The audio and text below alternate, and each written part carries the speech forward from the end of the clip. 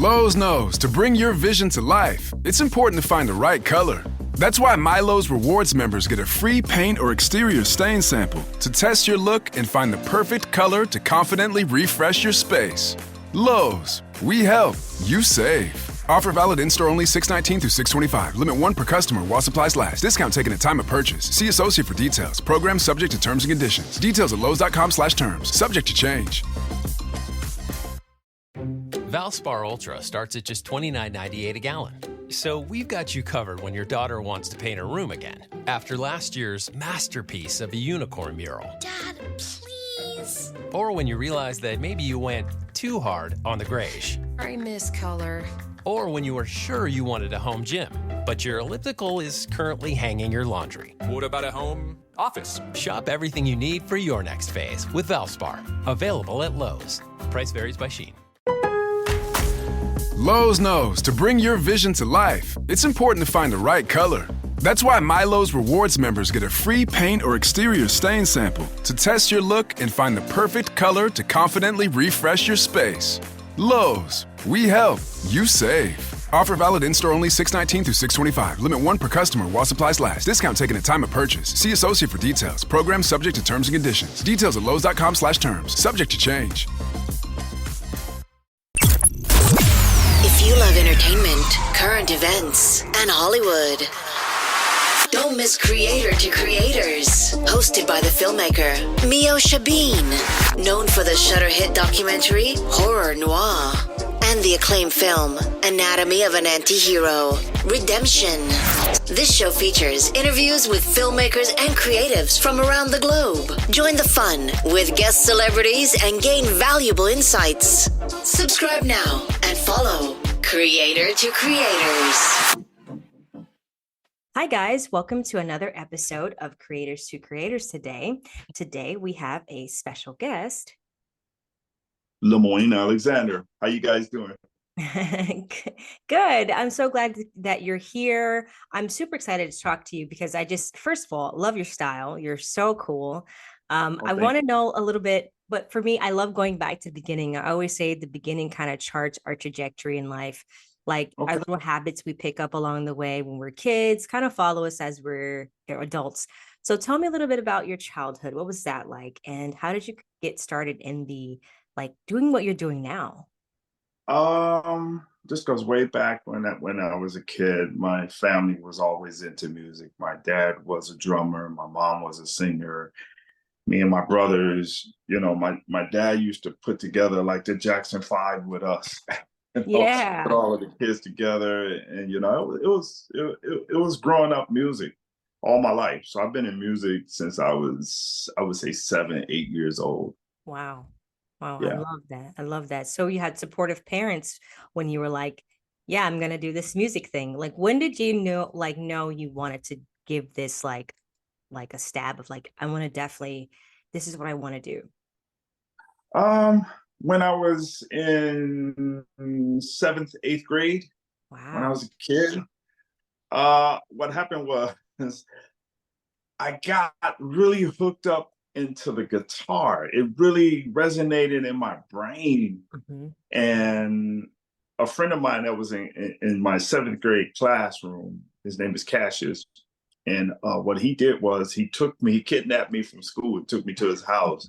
And his father was a part of the soul group Mel and Tim. Okay. And oh my goodness, his house was full with instruments. Didn't know how to play nothing. I just was just there, And one day I got suspended from school, being a rambunctious kid.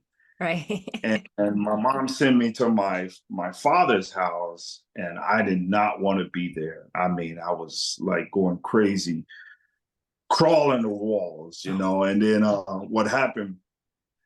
One day I decided that I was going to figure out what I want to do, and I went into the closet, and I noticed that there was a guitar in there. And tacked it, took it out, tore it apart, put it back together, and could not play it. It had like 1 or 2 strings on there, and So I just sat there just playing it and playing it and playing it and mimicking everybody and memorizing what I did, watching TV and learning and hearing the radio. And that was it. I love That was it. it. Self-taught. I Yeah. always say self-taught is always the best way. Like, look, I think school is great, but there's something about self-taught. Like, Oh I don't yeah. you Definitely. just, you know what I mean? Like, it's just like a different feel. It just sounds different. I Um, have a story for you, yeah. and I don't want to get off track, but when I was in high school, I was full on. By this time, I had gotten my birthday gift happened to be a, a Fender Strat from my Nice. brother, Nice. and I had picked up every funky lick there was, and I just happened to take a class in my music class in school, and my music teacher hated me because I held the guitar wrong. I held it like a rocker. I played all of the chords wrong, but I played it like a rocker, and she failed me. Oh She no. literally failed me, yes, because What? I didn't do it the structural way, like the acoustic, holding it between your legs and doing it all. I had mine low to the ground and I was loud with it. She failed me, Oh no. it's surprising that I ended up still doing this and I'm flourishing in it now. It was always a journey, but I Yeah. never gave up on it. Yeah, exactly. Like I always say, like I feel like failure, I guess you could call that, like she said, she failed you, is always like it's like a good thing sometimes. Like I think we learn so much out of failure. Oh And yeah. you kind of get to know like what you're made out of when it's like the one door closes. It's like, you know what? No, I can make I can make my own door. So I That's find that right. cool. That is so true. I love that. So let's get into your new single, um, Insecurity. So Yes. what is that about? What was your inspiration? And why that title? Uh, this was something personal that I wrote for me. Yeah. I like to do when I write a lot of songs, and I've written a lot of songs for a lot of people, including my first two albums and everything. But I was going through a really bad period in my life, and I didn't know how to get out of it. And usually, when I'm going through these emotional situations, I write songs. Mm-hmm. It's like therapy to me. And sometimes when I have these episodes, I go listen to it. It makes me feel better. So as I was creating the song, I was going through some emotional times when I did the music. And then one evening, around about, I'll never forget, it was around 8, 9 o'clock in the evening. I was just having everything was bad that day. And I went into the studio and it just hit me. I didn't have to think about it. Turned the mic on. Everything came out one take. Wow. And it's been like that ever since. And I stayed focused on it. And I just, the song wrote itself to me I personally. love that. I love that. Do you feel like it was, like you said, it was, you were going, do you feel like you felt complete better once you finished it? And did you feel like it was very therapeutic? It was therapeutic because once I finished it, I didn't want to hear it no more. I went to, I think I left town and then I came back and I popped it in and I listened to it. And when I got to that point, I was like, man, this song is really beautiful. It helped me to understand my securities and helped me to work with them, And then when I signed with Wicked, they heard, that was one of the first songs they heard, and it was like, we got to get this out. Wow, love that. Love that. So that's amazing. Like that you used something that you were going through and you put it out creatively, and instead of, anybody can take something negative and just stay in that place. But I love Yeah. that you instead of like letting that weigh on you, you put that out into the world creatively. And I think that's brilliant. And I think that's so important. And, that could help someone else. Yeah, that's true. And their It storyline. helped me. I'm not Yeah. gonna lie, it helped me a lot. You know, every Yeah. time I got to, especially there was this part in the song where it drops and you hear the background, you know, just the smooth vocals and everything, and that really helped me. It helped me to understand that life is blooming, you know, and I can go forward, and that's what I did, you know. And as the song was released, you know, I didn't know that it was therapeutic for a lot of my fans. I got new fans because of this song, you know. I love that. I love that. I feel like too, do you feel like men um are like I know music now, like women are always emotional on when it comes to music, it seems like, but you don't really hear a lot of men doing that. And when you do, it's like Oh, super oh, you, refreshing. trust me, there are men out here who are emotional. They're not gonna show it, but you know, we I got to say, love hey, it. I don't mind. I'm emotional, you know, I especially love that it. in times when you are literally going through something, you can be emotional. And trust me, every man out here has an emotional side in him. I know this for a fact. No, I love that.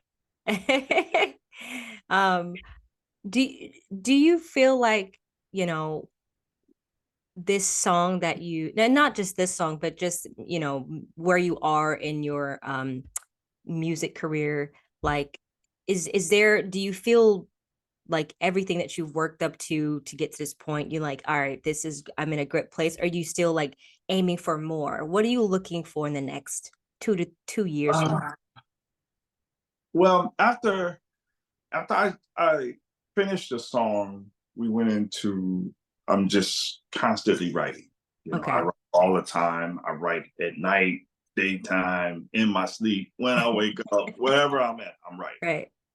And when Insecurity came out, you know, I was just like, okay, it's out. Next song, you know. And I didn't know that it was going to resonate with everybody. I mean, there are TikTok challenges all over the world with this Wow. song, and Wow. it's just blowing. And I want to thank all the TikTok challengers for doing it. It's great to see that you guys are actually exposing some of your insecurities on the song, and I appreciate that because I expose my insecurity by making it. So, Absolutely. and Absolutely. you know, I have more songs to come. The next one coming out is called Daydreaming. That's another one that I particularly wrote because I wanted to take myself out of what's going on in the world today. Mm. So when I daydream in another world, another situation, another place, you know, away from everything. Yeah, I love So I that. wrote that song too, which is the second one that's coming out. Awesome. Awesome.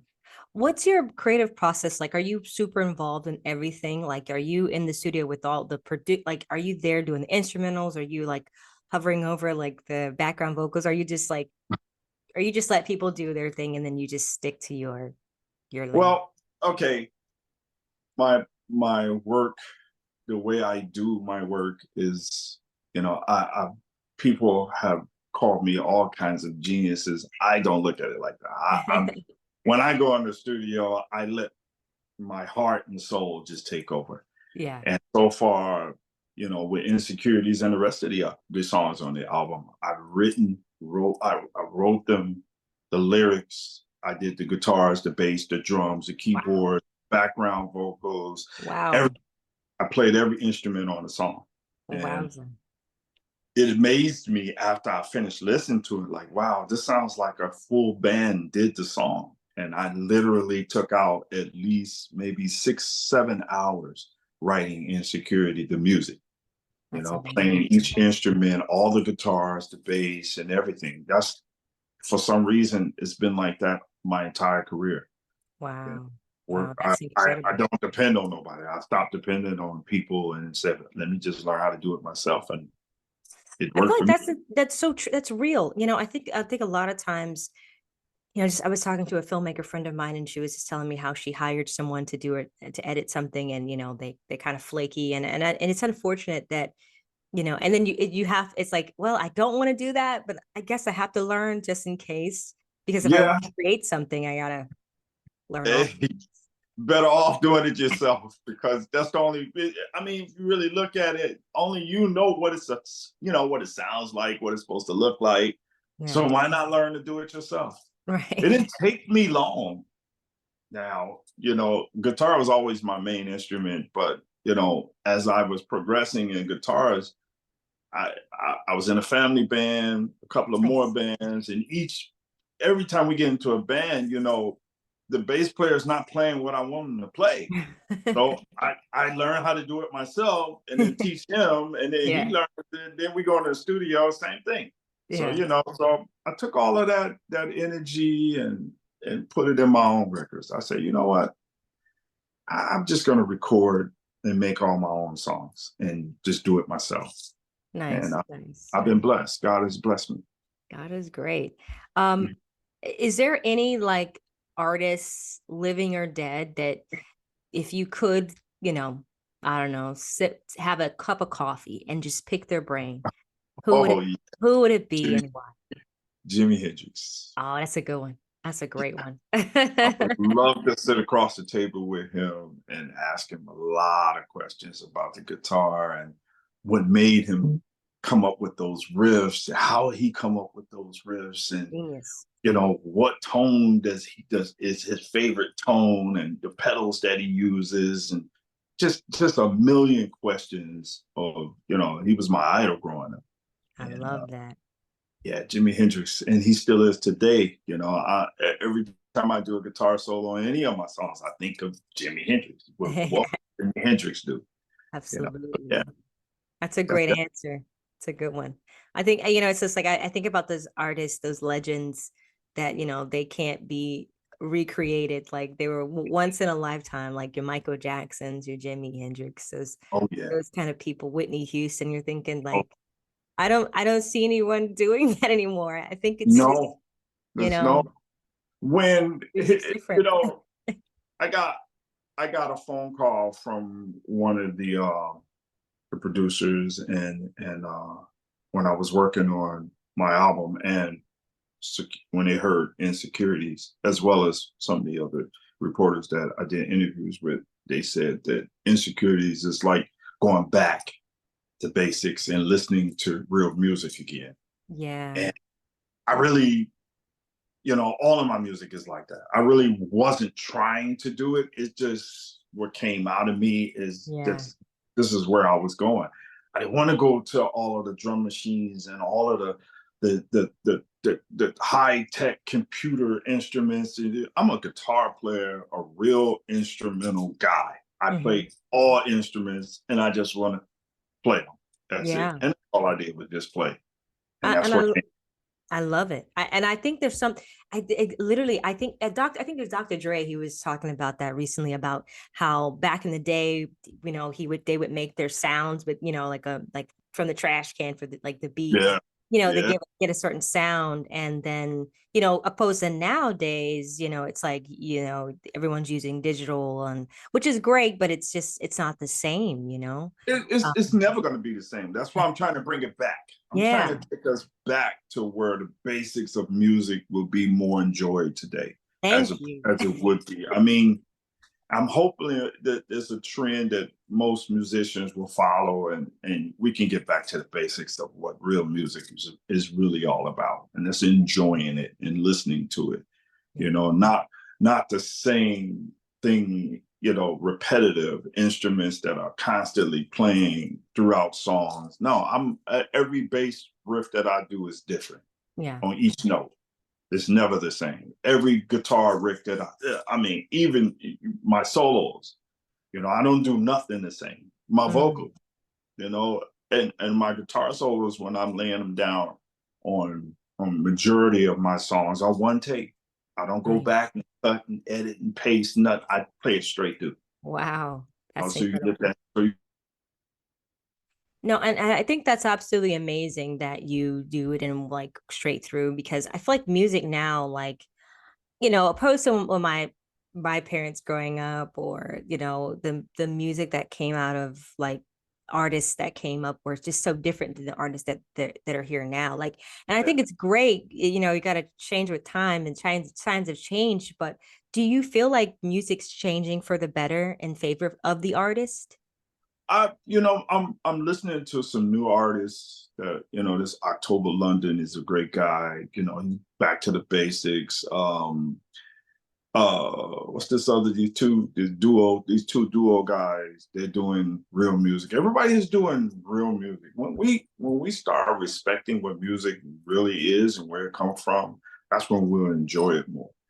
I'm not knocking the young guys and the teenagers who don't know how to play instruments. Right, They go into the computer and they create songs. I'm not knocking that out. I mean, to them, it's probably, hobby or something. But for people like me, who literally learned how to do this growing up as a kid, and threw everything into my music, I basically can do whatever they're doing, and whatever I do is, it's all music to me, but I can play every instrument. I love And that. I've tried all of the computer stuff. It doesn't work for me, because there's no real emotion to it. There's no feeling involved, as would be you really playing a guitar or playing a piano all the way straight through without editing and cutting and pasting and all that. Now play it straight through. Yeah. There's a real live feel to it.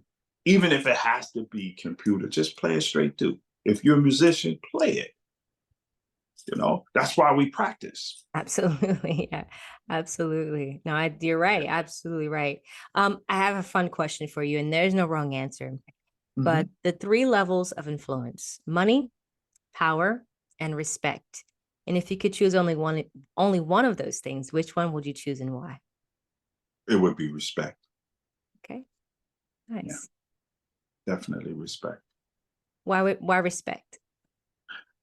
Well, I want to be well known for my craft more so than money and power. Money and power comes with respect.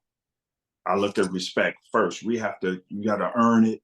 And for me, when you earn respect, then that's when all of the gifts come. That's when all of the pleasures of life come to you, because people respect you now, as opposed to starting off with money and power. Just because you have money and power doesn't mean you're going to have respect.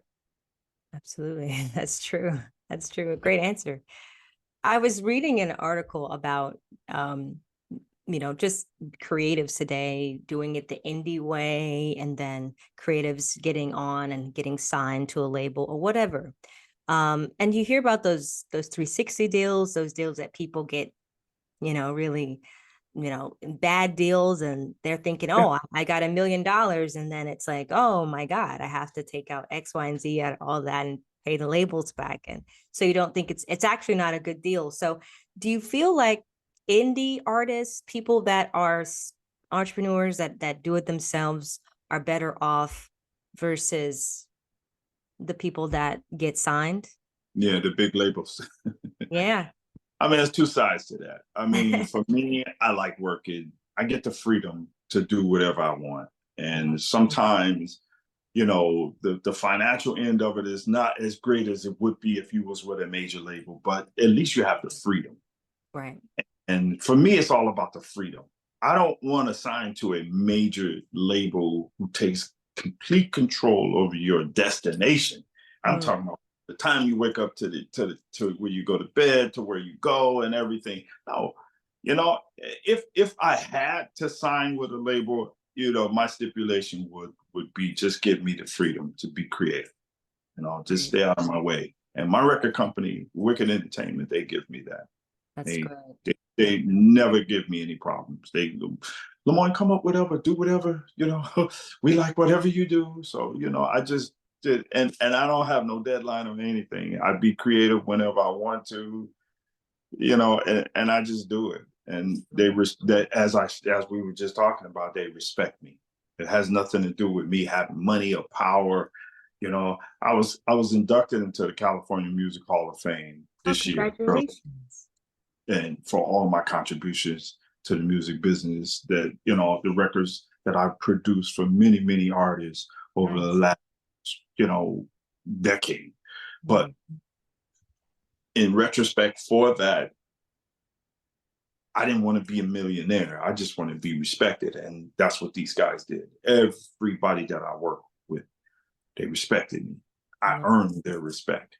Now, the accolades from my, you know, career is building where I can be a potential millionaire. Not that I'm looking forward to it. It's just, you know, the more money you make, the more problems you have. And more money, more problems, right? Yeah. So, you know, I like where I sit in my life. Right? You know, and having a major label like that could build you so high and then bring you back down, you know? And I don't want to get in that type of thing. I just want to be in a situation where I'm comfortable. Absolutely. And indie labels will help you. Some indie labels will have your back. Absolutely. And as long as you're doing what you do, you're going to be happy and they're going to be happy. And, you know, 50-50, 360s, whatever kind of deals they are, you know, at least you can say you have the freedom to be creative. Absolutely. Absolutely. I love that. Freedom to be creative. What do you want people to walk away with after listening to this song? That's a good question. Basically, I would want people to walk away after listening to the song to feel like I fulfilled the answers to their insecurities. Insecurity is like, you know, that's one thing you can't get over. You can't get away from, and you can't hide from. Right. I mean, we all have them. You know, we don't make light of them, but in my song, I did. By creating the song, I expressed my insecurities. So when I look at all of the TikTok challengers that use the song, you know, I see things that they probably wouldn't have never did if it wasn't for the song. Right. You know, I see them, they see them. They don't have any problems with exposing how they feel about their insecurities. And so for me, that makes me feel good that I was able to help them bring out their insecurities and feel comfortable about it. Absolutely. I love it. That's beautiful. I love it. What advice would you give to someone that wants to get in the music industry? I would say learn an instrument, stick to it, always practice, and never give up, because your time will come. No matter what anybody says or whatever you're doing, stick with it. That's what I would say.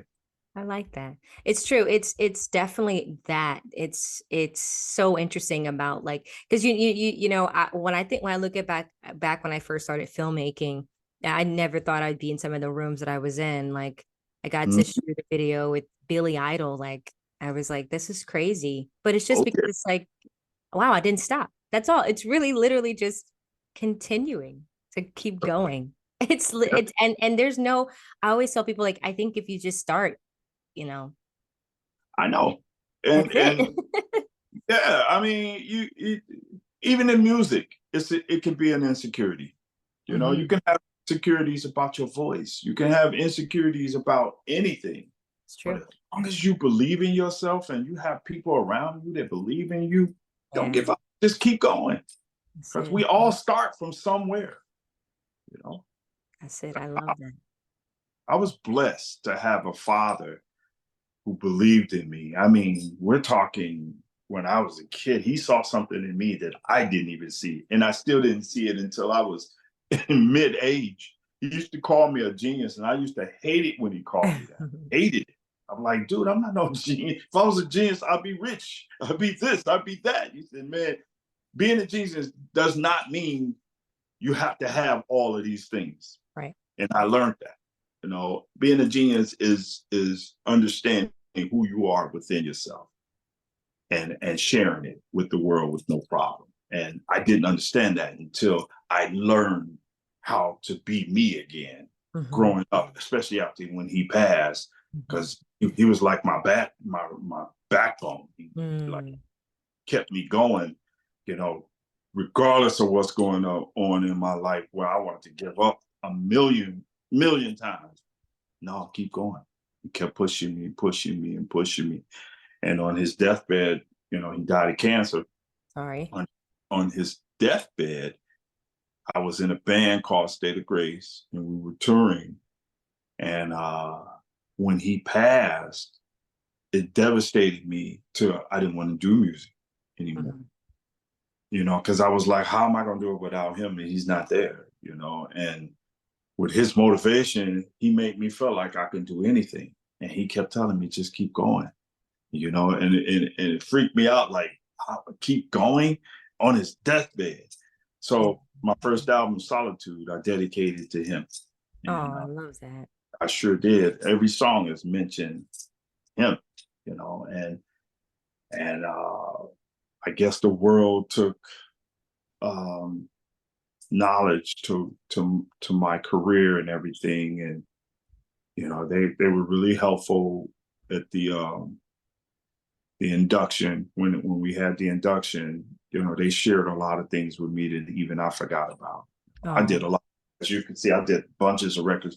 It wasn't about records and songs and all of that to me. It was just my inner soul. I love music, and I like sharing it. I like giving it. I like playing it, and it's more to me than just a song. Yeah.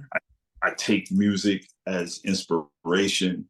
I live for it. I do everything for it, and my earlier career didn't do anything back for me, but as I persisted and stayed into it, as I said earlier, I never gave up. And with my father being behind me 100%, he never gave up on me. And he saw me do things that nobody else could do, that I didn't even know that I was doing, which gave him the feeling to call me a genius. So love that. I love that. I'm sure your dad's looking down and proud of you and just rooting you on. I love it. I love that. I think I made him proud. Absolutely. Absolutely. Where can people find you on social media to follow everything you got going on? Oh my goodness. We got Instagram, Facebook, Google, Spotify, especially Apple. Just look up Lemoyne, Lemoyne Alexander. And my record company is they really want me to push out, inbox me if you guys want some merch. Get that merch. I got a lot of merch. Keychains, t-shirts, hats, everything, and I'm going to do that. I want to, if we could, I'd like to if you got my email, which is Lemoyne Alexander at Lemoyne Alexander 3 at gmail.com for all of my fans. If you guys want some merch, I'll be more than happy to send it to you. Absolutely. I mean, look at you. You're too cool for me. I gotta definitely get some merch. Get the merch, everybody. Absolutely. I have everything you need.